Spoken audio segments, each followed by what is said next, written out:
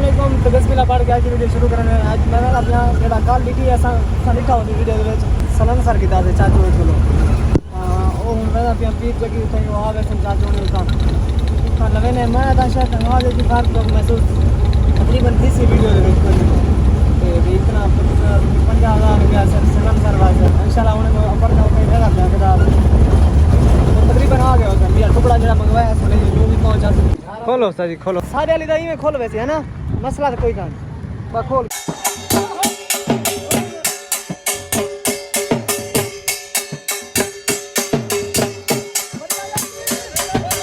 یہ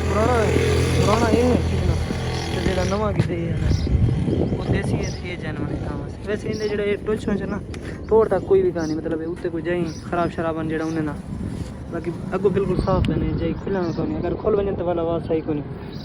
آواز انشاءاللہ بالکل فٹ ہے تقریباً لگ نہیں جائے نا بیچ والی ربڑ لائے بغیر سلا مار گئے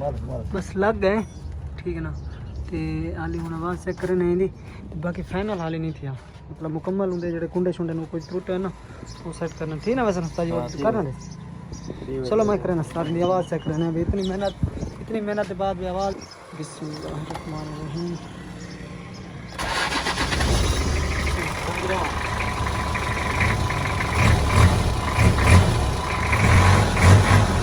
زبردست ہے نا اب تو کھڑے کی جھپکی لگائے گا ہائے ہائے ہائے ہائے آواز وقت پیاری ہے ماشاءاللہ